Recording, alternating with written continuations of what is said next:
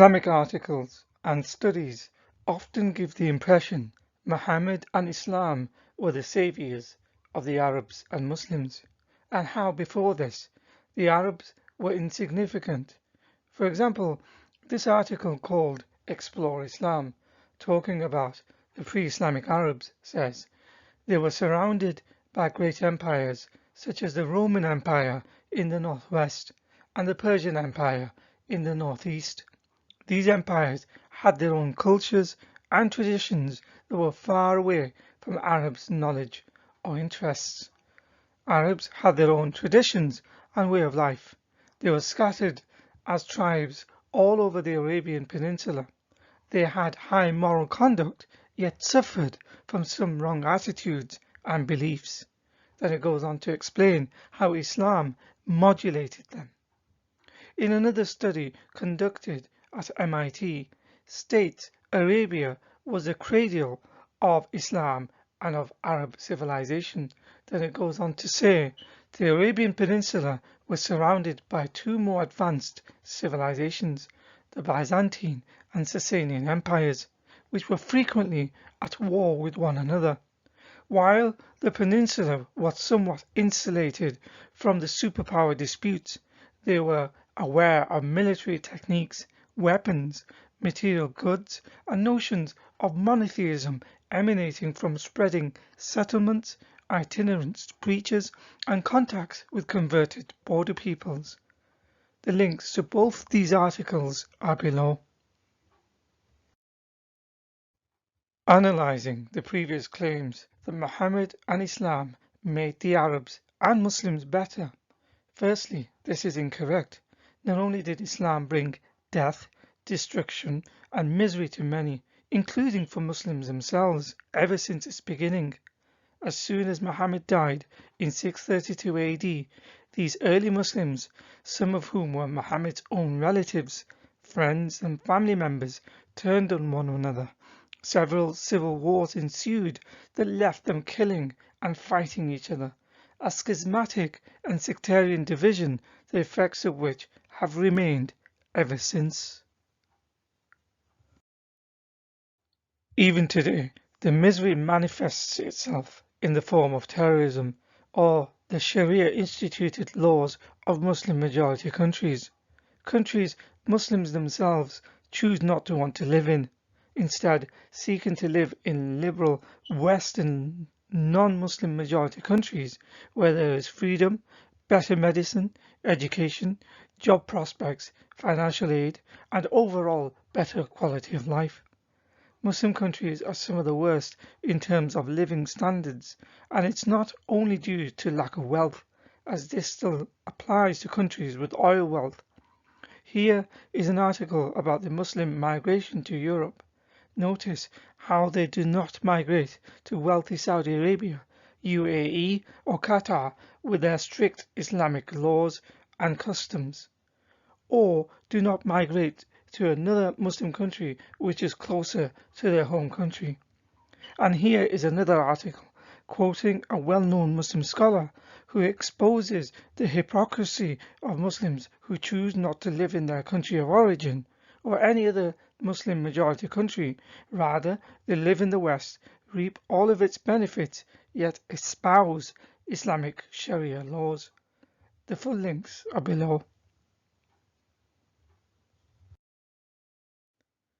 In terms of one of the previous claims that Islam modulated Arabs, this is incorrect because the term Arabs used in a generic monolithic manner does not take into account how before Islam many Arabs were Christians, Jews, Zoroastrians, Mandeans and other religions with moral conduct standards instituted by their religious code of ethics comparable or higher than that of Islam. If Islamic articles, books and apologists only mean those pagan Arabs inhabiting Mecca and its surrounding areas when they talk about pre-Islamic Arabs, then the term Arab used in this way is an incorrect usage of the term. Even if the pagan Arabs was meant, then the claim is still wrong, as they were known for their integrity, honor and honesty. Even the Quran intimates this.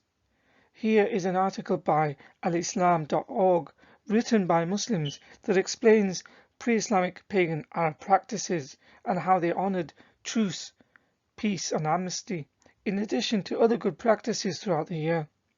Later incorporated into Islam, they carried out the same pilgrimage rituals, black stone and Kaaba veneration, the same rites the Muslims do today when they perform the Hajj.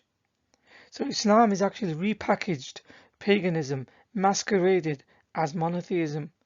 These practices of pre-Islamic Arabs that have found their way into Islam are mentioned in many Islamic books, including this one by a Sunni Muslim scholar, Al-Alusi, who mentions the divorce rules are the same as it is currently within Islamic Sharia. Pre-Islamic pagan Arabs would wash themselves from impurities, wash their dead, shroud them and pray for them. They used to fast on Ashura and had the same sacred months as Muslims of today. He also mentions how they made the Hajj and Umrah pilgrimages to Mecca, performed the circumambulation around the Kaaba and all the rituals that goes with it. How pagan Arabs used to advise one another to repel injustice, fulfill loyalty and honor the neighbor and their guests. Finally saying how they would cut off the right hand of a thief and stone adulterers, including how among them were those who forbade alcohol, gambling and adultery for themselves. In this research paper explains how ancient Greek historian Herodotus, who died in 425 BC, wrote that the pre-Islamic pagan Arabs were known for their honor and respect, which is how they became successful in trade. The point is, Islam did not modulate the pre-Islamic Arabs. In fact, Islam took their ideas, rites, rituals and practices and then denigrated and desecrated it with all manner of ills, such as justifying killing on religious grounds, raping, torturing in the name of religion, killing anyone who criticizes or comes out of the religion. It also brought with it religiously ordained deception, lying, hypocrisy and other iniquities, domestic violence, pedophilia, anti-Semitism, slavery, misogyny, Muslim superiority over non-Muslim inferiority, curtails freedom of thought, barbaric punishments, punishment of death for leaving the religion due to apostasy and blasphemy laws, regressive societies and so on and so forth. More details of this are covered in the book Islam, the Honest Truth.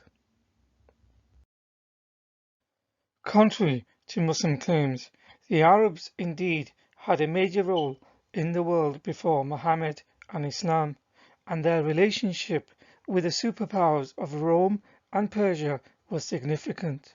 In other words, the Arabs did not live a solitary, unsophisticated tribal existence before Muhammad, nor were they isolated or insignificant.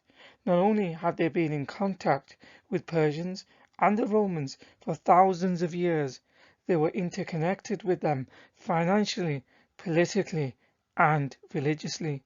It says in this reputable encyclopedia that the Arabs and Iranians had been in contact with each other and at times have had their fortunes intertwined for some 3 millennia. Some of these records date from around the 6th century BC. The Arabs held the honor of being the allies of the Achaemenid Persian Empire the strongest empire in the world at the time. At other times, Arabs also allied with the other superpower, the Byzantine Romans. The contact with Arabs goes back many centuries. Bearing in mind he died in 323 BC, in the Cambridge History of Iran, Chapter 1, within the summary it says, quote, "From as early as before the advent of Alexander the Great, Arabs had been known to Iran." End quote. At Alexander's time, the Greeks and Persians were the world's superpowers. In this academic study, it mentions how some pre-Islamic Arabs were allied with Rome. These were the Japhnids or Ghassanids. Conversely, Persia was allied with another pre-Islamic Arab group called the Nasrids or Lakhmids. This study says, quote, "This article situates the Persian Arabs as important figures in some key themes and phenomena of late antiquity, such as the growth of Christian communities, the conflict between Rome and Persia, and the struggle for influence in the Arabian Peninsula." The Ghassanids, also called the Japhnids, were an Arab tribe which founded an important kingdom. They were a vassal state to the Roman Byzantine Empire and fought alongside them against the Sasanian Persian Empire and their Arab vassal, the Lakhmids. Most Ghassanids rejected Muhammad as a prophet. They remained Christian and continued to ally with Rome, which prompted Muhammad to invade them in 629 at the Battle of Mu'tah. Here is a map of the Ghassanid kingdom at the time of Muhammad. They were geographically situated very close to the north of Mecca and Medina, Muhammad and Islam's heartlands.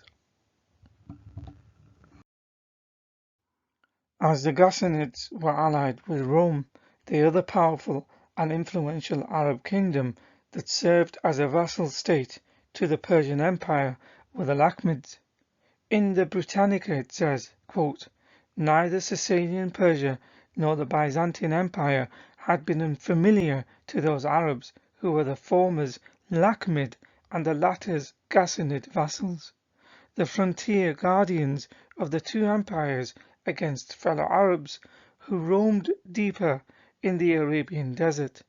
Also Meccan and Arabs from Medina had established commercial connections with the Byzantines and Sassanids."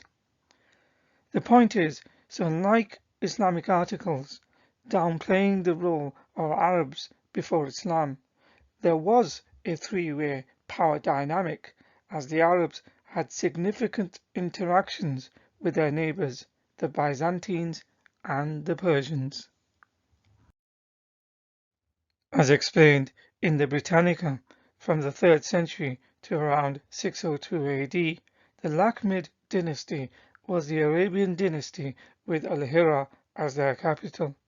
They were generally the allies of the Persian Sasanian Empire, even if it meant being in conflict with Rome's Arab allies, the Ghassanids.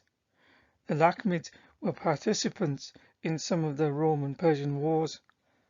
While the term Lakhmids has also been applied to the ruling dynasty, more recent scholarship prefers to refer to them as the Nasrids. Nonetheless, like the Ghassanids, the Lakhmid Arabs' official religion was also Christianity, although within the kingdom there were also sizable populations of pagans, Mandeans, Jews, followers of Manichaeism and Zoroastrianism. Here is a map of the Lakhmid kingdom around Muhammad's own lifetime. The light green areas are Sasanian Persian territory governed by the Lakhmids, and the dark green is other Lakhmid areas. Notice how these areas are also very close geographically in an easterly direction to Mecca and Medina, the heartlands of Muhammad and Islam. In the blurb of this book, it talks about the importance of the Lakhmids and their power of influence within Arabia. This is no small part because it explains how they were an important power broker in the ever-changing geopolitical landscape of the area. During the time of Muhammad, the Persian Empire had already been a world force for over 1,000 years, and by now it was called the Sasanian Empire, named after the House of Sassan, which endured for over 4 centuries. Here is an image with modern borders superimposed to the extent of the Sasanian Empire in 632, the year in which Muhammad died. And here is a map of the other power, the Byzantine Empire, around the year of his birth, with the Ghassanids in northern Arabia as part of the Roman Empire. Although Islamic sources say Muhammad was illiterate, thus prompting mainstream Muslims to believe that he could neither read nor write, here are some letters espoused by Muslims themselves as being authentic, evidencing that he wrote to the kings and rulers of his time in the year 628, though its authenticity is disputed amongst general scholarship. The contents do not do Islam any favors either, as they are menacing and threatening in nature, such as stating they will be safe if they only submit to Islam, implying they will not be safe if they did not. This bearing in mind what has already been mentioned about different Arab kingdoms allied with these superpowers, the Persians nor the Romans, despite their power, could have easily taken the whole of the Arabian Peninsula. They did not threaten the Arabs with conversion or invasion of their lands. Rather, they worked together, their fortunes intertwined, and were allowed to live an autonomous existence alongside their superpowers and allies. Nevertheless, according to Islamic narratives, in disgust, Khosrow tore the letter, which is why it looks torn in the display. Soon after the letters were sent, a year later, Muhammad engaged the Roman army and their allies, the Ghassanid Arabs, at the Battle of Mu'tah, which resulted in a defeat for the Muslims. And by the next year, parts of their lands were occupied by Muhammad and the Muslims. In the book Byzantium and the Early Islamic Conquests by Harvard-educated professor of history Dr. Walter Kegi, on page 33, he mentions that Muhammad was opportunistic and tried to exploit Rome's attention being turned towards Persia by commanding his Muslim troops to invade as soon as Heraclius defeated the Persians in the year 622. Further, as opposed to the general consensus that suggests Muslims attacked Persia from 632 onwards, which is soon after Muhammad's death, Professor of Middle Eastern Studies Dr. Purshariati, on page 4 of her book, says the attack and occupation of Persia commenced during Muhammad's own lifetime. In other words, he started to occupy parts of Persia in the same year he sent the letters, which is in the year 628. Again, he was opportunistic, as it coincided precisely when the Sasanian nobility were engaged in internecine warfare over the succession of the Sasanian throne after the assassination of Khosrow. So in conclusion, Arabs were not insignificant or uncivilized before Islam, who according to apologists and some studies only became important after the rise of Islam and Muhammad. The reality is that the Arabs were very important even before this, having a history that stretches thousands of years. The term Arab is not monolithic. At times, some Arabs, such as the Lakhmids, allied with Persia, and the Ghassanid Arabs allied with Rome. Both these groups were majority Christian and Arabs, yet were on opposing sides. Both the superpowers viewed their Arab allies as important people, their fortune, wealth, and sphere of influence fluctuated according to which one of the two superpowers gained the upper hand. Islamic sources discredit this relationship and the importance of the pre-Islamic Arabs in the world, only emphasizing their importance after the rise of Muhammad and Islam. Islamic sources also claim Islam modulated the Arabs. However, before Islam, the religion of many Arabs was Christianity, Judaism, along with other religions that Islam later emulated. Even the pre-Islamic pagan Arabs were known for their honor and respect. In fact, it can be argued Islam made the Arabs worse. It religiously legalized all manner of iniquities, from killing to raping, from deception to outright lying, from domestic violence to pedophilia. So Islam cannot take the credit for modulating the Arabs. Muhammad himself was menacing and aggressive towards the Persians and Romans when he sent threatening letters to both the leaders. These superpowers protected the lands that were once their Arab protectorate vassals. Even the Arabs, such as the Ghassanids, rejected Muhammad, who then turned on them. In other words, it is the rise of Islam that was far more detrimental to humanity. Muhammad, during his own lifetime, attacked and occupied Roman and Persian lands and their Arab allies. Muhammad and his companions attacked the Ghassanids and Lakhmid Arabs and soon took over their lands and tried to forcibly convert them to Islam. Soon after Muhammad's death, Muslims themselves turned on each other with infighting and killing, not to mention the subsequent invasions and conquering of lands, which led to converting people at the point of a sword. In modern times, the detriment manifests itself by way of terrorism and mass Muslim migration to non-Muslim lands. Islam's teachings seem to have a stultifying effect on its countries, whereby even Muslims themselves choose not want to live in them.